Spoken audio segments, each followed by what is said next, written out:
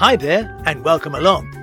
Today we're taking a look at the Savoy ABC at 75 to 79 East Street in Brighton, Sussex. It's a long one, so without further ado, let's get underway.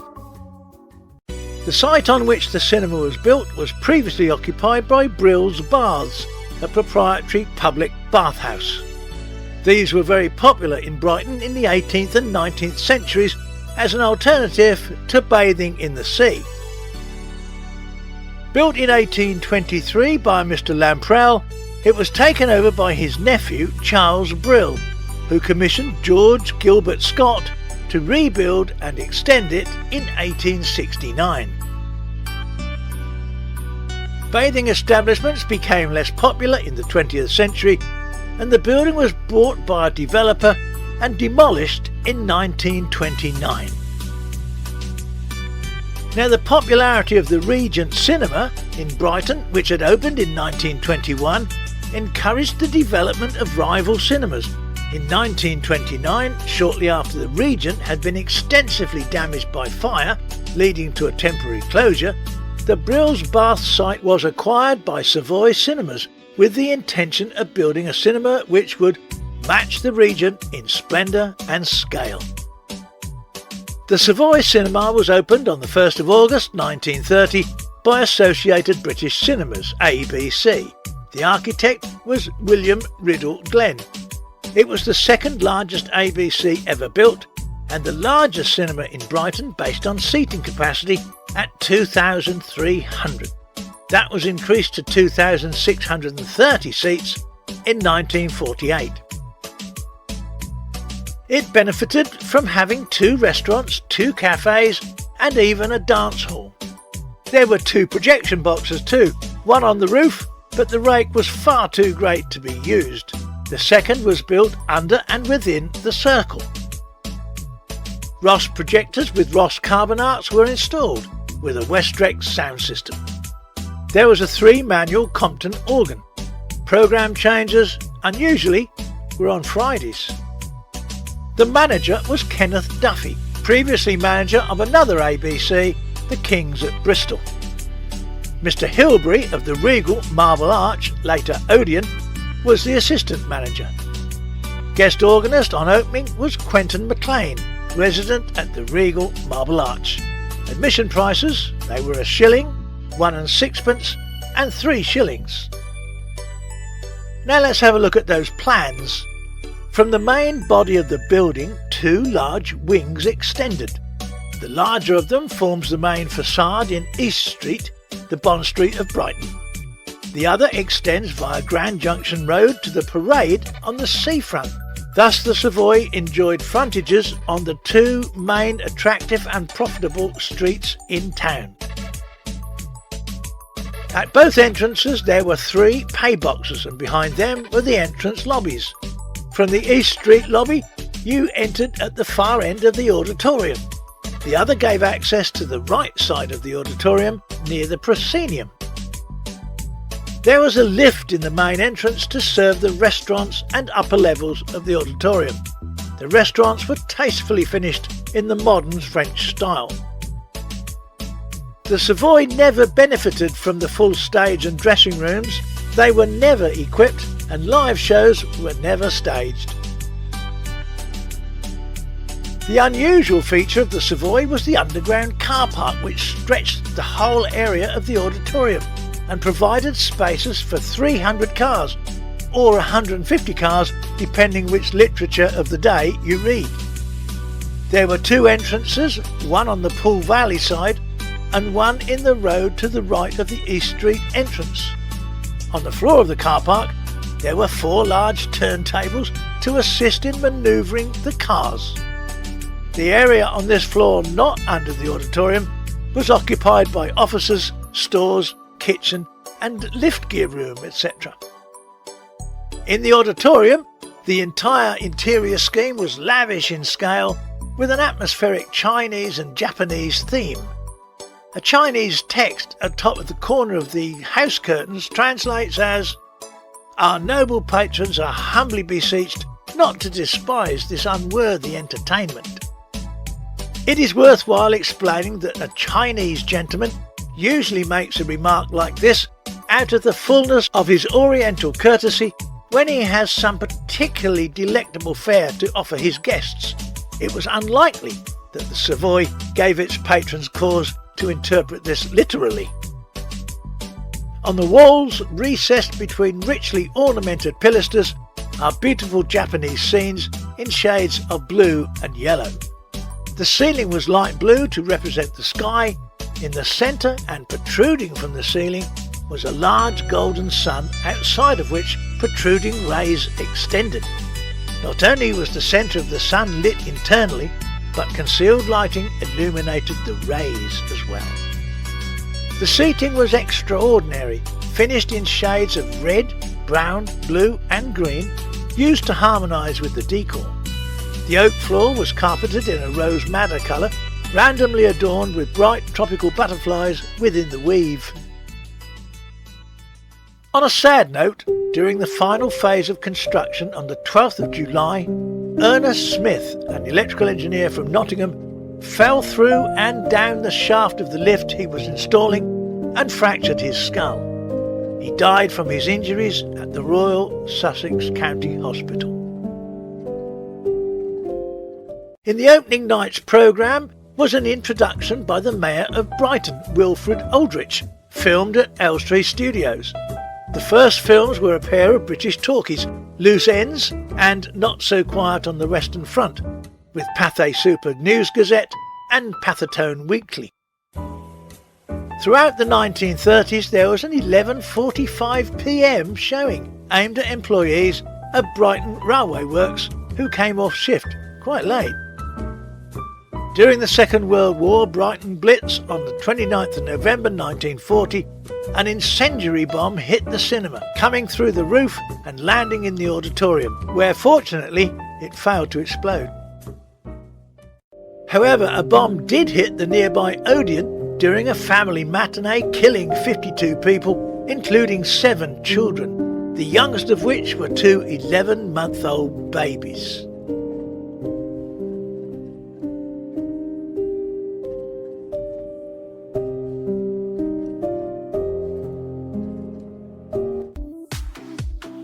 It was in 1948 Brighton Rock, the film based on Graham Greene's novel set in Brighton and filmed locally, had its world premiere in the cinema on the 8th of January at midnight.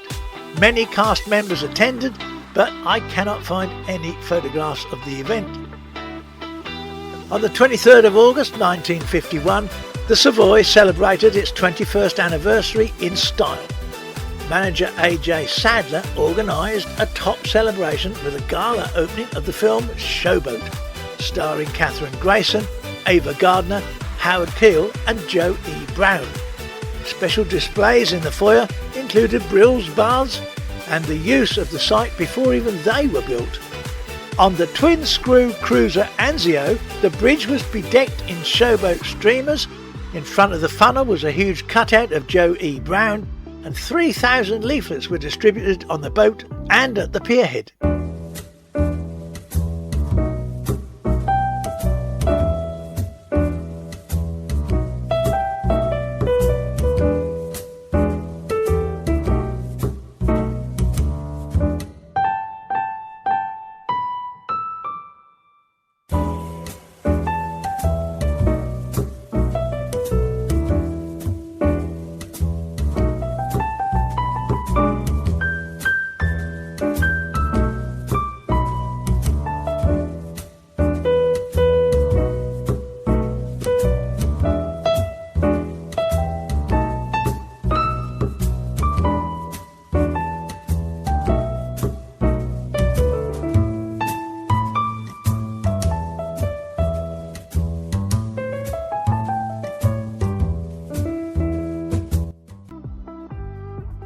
On the 5th of February 1958, the Savoy closed for a complete refurbishment, allowing for a larger proscenium for widescreen presentations and removal of the organ.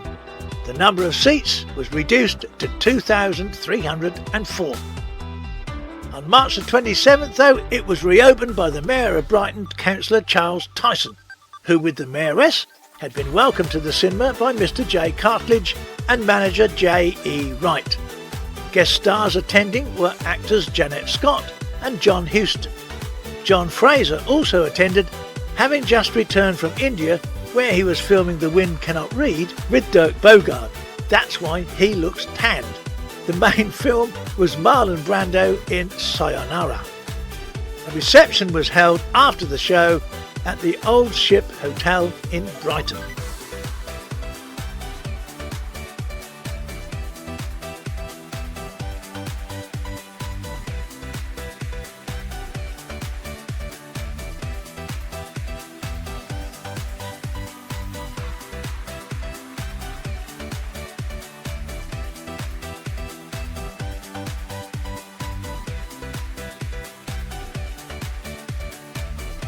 In 1963, the cinema was rebranded ABC, although the ABC Group's triangular logo had already been mounted on the East Street facade several years earlier.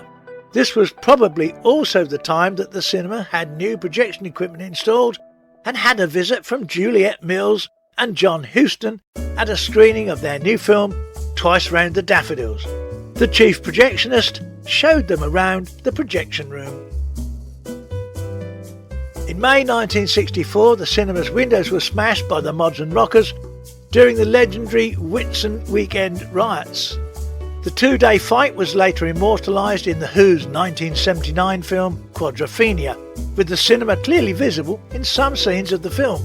During the filming of the riot scene for Quadrophenia in East Street, Sylvia, a lady who worked at the cinema, and I don't know her surname, apparently panicked, not realising that it wasn't real. She had worked there for many years. If you know Sylvia, pop her surname in the comments below so that we can remember her. This is it, the super sounds, the super styles. We are the Mods, we are the Mods, we are the Mods.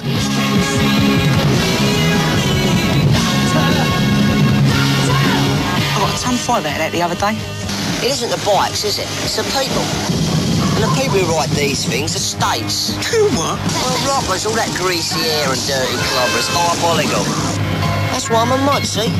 Just right for a beach fight, but I just can't explain why that homesick feeling still is mine. Out there. I could sing better than that, little eh? You call that singing? Sounds like a drowned dog.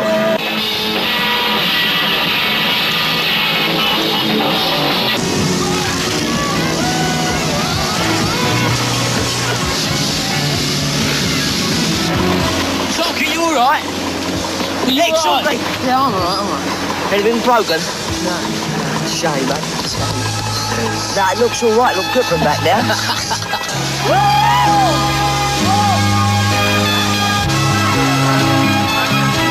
Shopkeepers in the Brighton area were putting up shutters last night. You're gonna be one of the faces down there, are you? What do you mean, going to be?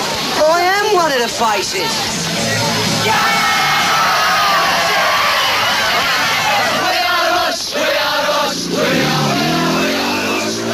That's the kids that run me off the road yesterday.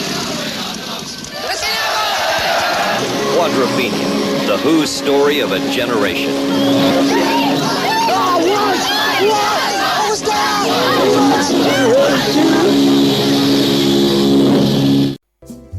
This screenshot of the film, which was supposedly set in 1965, shows the ABC at the time of filming, with Grease 1978 and Heaven Can Wait 1978 clearly visible on the canopy. Oops, a blooper. In November 1975, the auditorium was subdivided to create ABC's 1 to 4. Most of the opulent interior decoration was unfortunately stripped away in the process. ABC 1 seated 820 and occupied most of the balcony. ABC 2 seated 346 in the front stalls. ABC 3, 284 seats, and ABC 4, 241 seats, were in the former rear stalls. It was reopened by Mayor William Clark on the 3rd of April 1976. The ABC circuit was sold to the Cannon Group in 1986, and ABC Brighton was branded Cannon from the 18th of December. In 1990, the Cannon Group stated that they were due to open an 8-screen multiplex at Brighton Marina in early 1991, leaving the older cinema's future in some doubt. But it opened under the MGM Cinemas brand, although it was owned by the wider Cannon Group. ABC Cannon was put on the market in April 1991, but no buyer was found, so by 1994 it was withdrawn from sale. In May 1991, ABC One was closed and left forgotten, with the remaining screens renumbered. Virgin Cinemas then bought the Cannon MGM Group and rebranded the ABC as a Virgin Cinema. In June 1996, Virgin sold it to a newly formed ABC Cinemas company, kind of unrelated to its predecessor. This lasted until January 2000, when the old ABC Savoy closed for good. The shell of the building has been preserved and converted into bars and restaurants. Now let's take a look at some staff and some other interesting points.